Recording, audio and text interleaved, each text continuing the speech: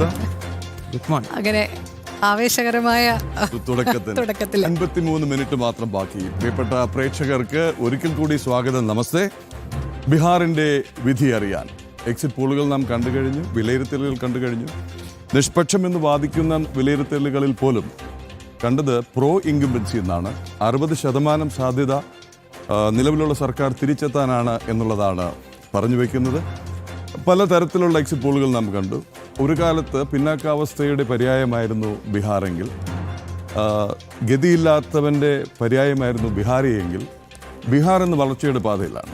Pro incumbency എന്ന് പറയുന്നത് രാഷ്ട്രീയമായി പറയുന്നതല്ല. ഞാൻ മനസ്സിലാക്കിയിടത്തോളം വിവിധ മേഖലകളുള്ള സ്ത്രീകൾക്ക്, യുവാക്കൾക്ക്, കർഷകർക്ക് ഒക്കെ നൽകി വരുന്ന, കഴിഞ്ഞ ഒരു 10 വർഷത്തിലേറെയായി നൽകി വരുന്ന ഒരു പിന്തുണ അത് താഴെത്തട്ടിലെത്തുന്നു എന്നുള്ളതാണ് ഏറ്റവും വലിയ വിലയിരുത്തൽ. വികസനം, വലിയ പദ്ധതികൾക്കപ്പുറത്തേക്ക് ഏറ്റവും താഴെത്തട്ടിൽ, ഗ്രാസ് റൂട്ടിൽ അർഹിക്കുന്നവരുടെ കൈകളിലേക്ക് സഹായം എത്തുന്നു, ധനസഹായം എത്തുന്നു, പദ്ധതികൾ എത്തുന്നു എന്നുള്ളതായിരിക്കാം ഏറ്റവും വലിയ അഡ്വാൻറ്റേജായി നിതീഷ് കുമാറിനും NDAയ്ക്കും ഉള്ളത്. അപ്പോൾ അതുപോലെ തന്നെ കഴിഞ്ഞ ദിവസം പറഞ്ഞു 11 12 തവണയാണ് പ്രധാനമന്ത്രി മോദി ഈ കഴിഞ്ഞ ഏറ്റവും ഒടുവിലത്തെ ടേമിൽ 3ാം വട്ടം പ്രധാനമന്ത്രിയായ ശേഷം ബീഹാർ സന്ദർശിച്ചത്. അപ്പോൾ വെറും വീമ്പ് പറച്ചിലല്ല, വെറും അവകാശവാദമല്ല, വികസന സാധ്യത പറയുന്ന വാഗ്ദാനങ്ങൾ പാലിച്ചുകൊണ്ടുള്ളൊരു തുടക്കം, അതിൻ്റെ പ്രതിഫലനം കാണും എന്നാണ് കരുതുന്നത്. ഇതിനു പുറമെ പിന്നെ ഉയരുന്ന ചോദ്യങ്ങൾ, ഇപ്പോൾ പ്രശാന്ത് കിഷോറിൻ്റെ വരവൊക്കെ ജൻ സൂരജ് പാർട്ടി എന്ത് ചെയ്യും എന്നുള്ളതാണ്. മറുഭാഗത്താണെങ്കിൽ കുടുംബത്തിലെ വഴക്ക് മറ്റൊരു ഭാഗത്തുണ്ട്. തേജ് പ്രതാപ് യാദവിന്റെ ജൻശക്തി ജനതാദൾ പുതിയ പാർട്ടി മഹുവിൽ തന്നെ അല്ലേ, ആദ്യം മത്സരിച്ച് മഹുവിൽ തന്നെ മത്സരിക്കുകയാണ് തേജ് പ്രതാപ്. എന്തായാലും നമ്മൾ സജ്ജമാണ്, ജനം TV സജ്ജമാണ്, ഇലക്ഷൻ ഡെസ്ക് സജ്ജമാണ്, ഇൻപുട്ട് ഡെസ്ക് സജ്ജമാണ്, പ്രൊഡ്യൂസേഴ്സ് സജ്ജമാണ്, ഡിജിറ്റൽ ടീം റെഡിയാണ്, വീഡിയോ എഡിറ്റേഴ്സ് റെഡിയാണ്, PCR രാവിലെ തന്നെ സജ്ജമാണ്. ഒപ്പം ഡൽഹിയിൽ ശ്രീകാന്തും നന്ദഗോപനും റെഡിയാണ്. പട്നയിൽ ജിഷ്ണു തയ്യാറാണ്. 2 ആഴ്ചയായിട്ട് പട്നയിലാണ്. ജിഷ്ണു പട്നയിലാണ്. ബീഹാറിൻ്റെ ഓരോ മുക്കും മൂലയും നടന്ന ഇലക്ഷൻ വിവരങ്ങൾ, പ്രചാരണ വിവരങ്ങൾ, അവിടുത്തെ സ്പന്ദനങ്ങൾ, വിവിധ ഇൻ്റർവ്യൂകൾ ഒക്കെ പ്രേക്ഷകരിലേക്ക് ജിഷ്ണു എത്തിച്ചുകൊണ്ടേ ഇരിക്കുകയാണ്. ഇനി ഈ 50 മിനിറ്റ് പരമ്പരാഗത ഭാഷയിൽ പറഞ്ഞാൽ പെട്ടി പൊട്ടിക്കാൻ, പുതിയ ഭാഷയിൽ പറഞ്ഞാൽ EVMൻ്റെ സീല് പൊട്ടിക്കാൻ. ഒപ്പം ആദ്യം നമുക്കറിയാവുന്ന പോലെ തന്നെ പോസ്റ്റൽ ബാലറ്റുകളായിരിക്കും എണ്ണുക. ഒരു അരമണിക്കൂർ കൊണ്ടൊക്കെ ഇതിൻ്റെ ഒരു സൂചന, ഒരു ട്രെൻഡ് അറിയാൻ കഴിയും എന്നാണ് കരുതുന്നത്. അത്ഭുതങ്ങൾ എന്തെങ്കിലും ഉണ്ടോ? ഈ പറഞ്ഞ ഭീഷണിയുമായി വന്നവരുടെ യഥാർത്ഥ അവസ്ഥ എന്താവും? വിവിധ കക്ഷികളുടെ നില എന്താവും? കോൺഗ്രസിൻ്റെ പെർഫോമൻസ് എന്താകും എന്നുള്ളത് എല്ലാവരും ഉറ്റുനോക്കുന്നുണ്ട്. കാര്യം കോൺഗ്രസ് വളരെ ദയനീയ അവസ്ഥയിലാണെന്നാണ് നമുക്ക് മനസ്സിലാക്കാൻ കഴിയുന്നത്. സഖ്യകക്ഷികളോട് പോലും നേരിട്ട് ഏറ്റുമുട്ടുന്ന ഒട്ടേറെ മണ്ഡലങ്ങളും ഉണ്ടല്ലേ. RJDയോട് പോലും പൂർണ്ണാർത്ഥത്തിൽ ഇന്ത്യ സഖ്യം പരസ്പരം മത്സരിക്കുകയാണ്. അതിൽ ചില സ്ഥലങ്ങളിൽ കോൺഗ്രസും RJDയും തമ്മിൽ മത്സരിക്കുന്നുണ്ട്, ചിലയിടത്ത് ഇടതുമുന്നണിയും കോൺഗ്രസും തമ്മിൽ മത്സരിക്കുന്നു. ഇങ്ങനെ ആകെ അവിയൽ അതെ, പക്ഷെ അവരുടെ അവകാശവാദം എന്ന് പറയുന്നത് NDAയ്ക്ക് എതിരെ ഞങ്ങളിങ്ങനെ ശക്തിയോടെ നിൽക്കുന്നുണ്ട് എന്നുള്ളതാണ്. വൈശാലിയിൽ പോലും അല്ലേ, അത് വളരെ ശ്രദ്ധയാകർഷിക്കുന്ന ഒരു മണ്ഡലമാണ്. അവിടെ പോലും RJDയും കോൺഗ്രസുമാണ് മത്സരിക്കുന്നത്. പിന്നെ ഈ പഴയ ചില പ്രതീക്ഷകൾ വെച്ച് പുലർത്തുന്നു എന്ന് തോന്നുന്നു അല്ലെ. പിന്നെ ഈ ചില ശക്തി മേഖലകളിൽ, വോട്ട് ബാങ്ക് മേഖലകളിൽ, ഞാൻ ഗൗതമും ശ്രീ റോണിക്കി ബേബിയായിട്ടുള്ള സംഭാഷണം ഞാൻ കേൾക്കുമായിരുന്നു. അദ്ദേഹം സോഷ്യൽ എഞ്ചിനീയറിംഗ് എന്നിങ്ങനെ ആവർത്തിക്കാൻ ശ്രമിക്കുന്നുണ്ടായിരുന്നു. അവിടെ എന്താണോ ഉണ്ടായിരുന്നത്, അവിടെ ജാതിയുടെയും മതത്തിൻ്റെയും പേരിൽ ഉണ്ടായിരുന്ന വോട്ട് ബാങ്കുകൾ, അതല്ലെങ്കിൽ വോട്ട് ചെയ്യുന്നത് വികസനത്തിൻ്റെയോ രാഷ്ട്രീയത്തിൻ്റെയോ പ്രത്യയശാസ്ത്രത്തിൻ്റെയോ അപ്പുറം.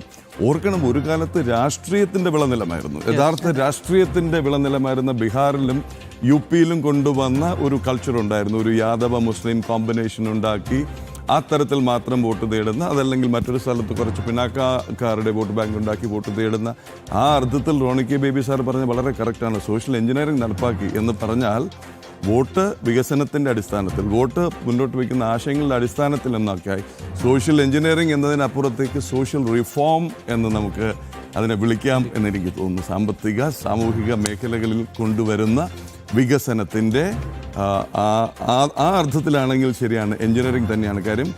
എന്നും ഡിനൈഡ് ആയിട്ടിരിക്കുന്ന, എന്നും പിന്നാക്കാവസ്ഥയിൽ ഉണ്ടായിരുന്നവരെ മുന്നോട്ട് നയിക്കാൻ ഉള്ള അവസ്ഥയിലേക്കാണ്. നമുക്ക് ഇലക്ഷൻ ഡെസ്ക് ഒന്ന് നോക്കി വരാം. ഇവിടുത്തെ ടീം ഫുള്ളി സെറ്റാണെന്ന് തോന്നുന്നു. ഒരു ഭാഗത്ത് അസൈൻമെന്റും കോർഡിനേഷനുമായി ടിൻഡുവും, അപ്പുറത്ത് മഹേഷും തയ്യാറാണ്. ഔട്ട്പുട്ട് ഡെസ്കിൽ മനീഷ്, അനു, അശ്വതി തയ്യാറാണ്. പ്രൊഡ്യൂസേഴ്സ് അവർ സജ്ജരാണ്. കൃഷ്ണപ്രിയ, അഞ്ജലി.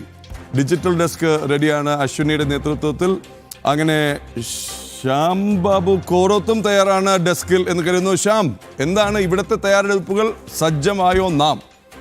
തീർച്ചയായും പ്രദീപ് പിള്ള, നമ്മൾ ഗംഭീരമായ ഫുൾ സ്ട്രെങ്ത്തിലാണ് നമ്മൾ ഇത്തവണ ബീഹാർ ബാറ്റിലിനെ സ്വീകരിക്കുന്നത്.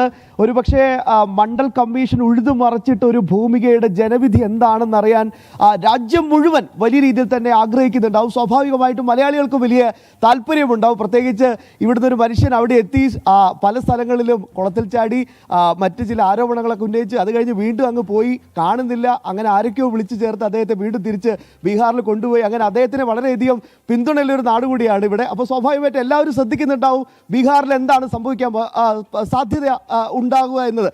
പ്രതിയുള്ള 3 കാര്യങ്ങൾ, അതിലാണ് ഏറ്റവും പ്രധാനപ്പെട്ട കാര്യം. എൻ്റെ പോയിന്റ് ഞാനൊന്ന് ആദ്യം പറഞ്ഞിട്ട് നമ്മുടെ ഇലക്ഷൻ ഡെസ്കിനെ ഒന്ന് വിശദമായി തന്നെ പരിചയപ്പെടുത്താം.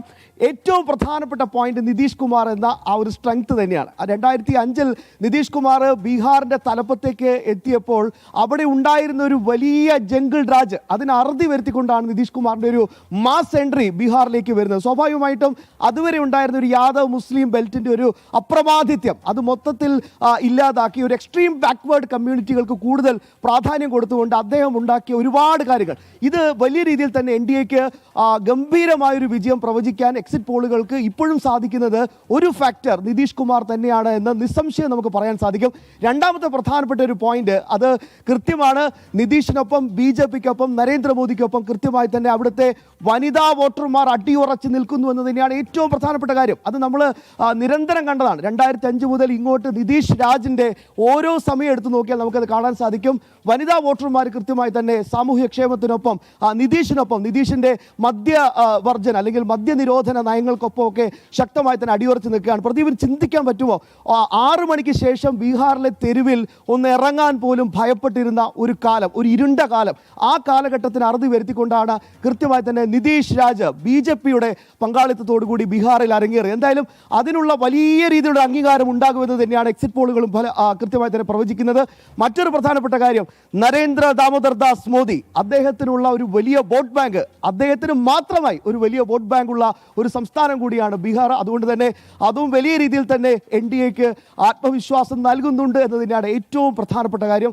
എന്നാലും എനിക്ക് ചില ആശങ്കകൾ ഉള്ളത് പ്രദീപ്, അതിൽ PK പ്രശാന്ത് കിഷോർ എത്രത്തോളം ഇമ്പാക്റ്റ് അവിടെ ഉണ്ടാകും. നേരത്തെ ഗൗതം രോഹിണിയൊക്കെ ആ കാര്യം വിശദമായി തന്നെ ചർച്ച ചെയ്തു.